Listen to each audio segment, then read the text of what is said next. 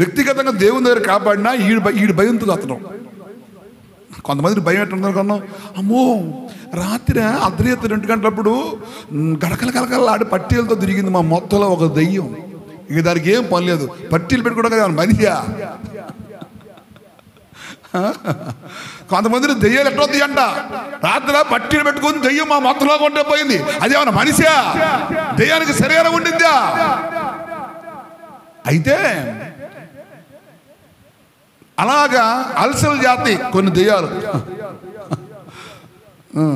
స్తోత్రం చెప్పు, దేవునికి స్తోత్రం చెప్పు. పట్టీలు పెట్టుకుని ఆడుతుంది అయ్యారు. రాత్రి మా ఇంట్లో నేను పండుకున్నప్పుడు రాత్రి మా ఫ్యాన్ కాడే కూర్చొని చూస్తుంది దెయ్యం. అబ్బా నీకోసమే, దానికి ఏం పని పర్లేదు. ఈ దెయ్యాలన్నీ నీకోసం ఎందుకు వచ్చింది తెలుసా? నిన్ను దేవుని దగ్గర తీసుకురావడానికి. దేవునికి స్తోత్రం చెప్పు. దెయ్యం లేకపోతే నువ్వు ప్రార్థన కొత్తావు. ఎప్పుడో సేనా దెయ్యాలు పట్టినాడు, ఎందుకు దేవుడు చూపించబడింది? దేవుడు దెయ్యం 18 ఏళ్ళ మట్టి గూనితో వంగిపోయిన వ్యక్తిని దేవుడు ఎందుకు పోయాడు? దెయ్యం మట్టబడ్డే కదా. దెయ్యాలు కూడా కొన్నిసార్లు దేవుని ఎదుగు తీసుకురావడానికి ఉపయోగపడతాయి. మనుషులకు లేదు సిగ్గు చెరవు, దెయ్యాలు పట్టిన దేవుడు. అమ్మా ఫ్యాన్ మీదే కూర్చుంది రాత్రి, అయ్యో పిచ్చి పిచ్చి కళ్ళన్నీ వచ్చినాయి. మరి నువ్వు సీంబోద్దన్నాడు తిని ఒక్కరోజు ఉపవాసం ఉండవా? కోడలను తిట్టింది, కొడుకులను తిట్టింది, పక్క వాళ్ళని తిట్టింది, ఇంటి అంటే వాళ్ళని తిట్టింది, ఆడిని తిట్టింది. నువ్వు దేవుని దగ్గరకు వచ్చి నన్ను క్షమించాయని కన్నీటితో ప్రార్థన చేయవుగా నువ్వు. మరి ఎందుకు పోతాయి?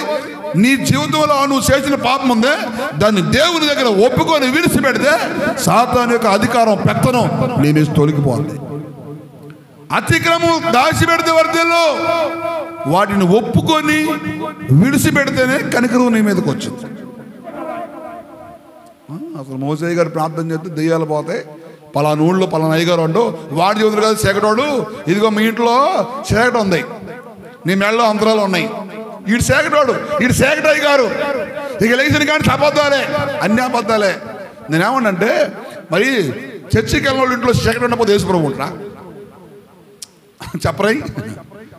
చర్చికి పడిన కొత్తగా చర్చికి పోయానుకో, ఈ అయ్యగారికి ఏం కనపడద్దుగా? సేకట కనపడద్ది. ఈడు కూడా చెబుతురు, అమ్మ ఏం కాదు ధైర్యం చెప్పి మేము ప్రార్థన చేస్తాం, మేము భరోసా ఇస్తాం, నువ్వు ప్రార్థన చేసుకో, దేవుడిని ప్రేమిస్తాడు, దేవుడిని ఇది చెప్పరు.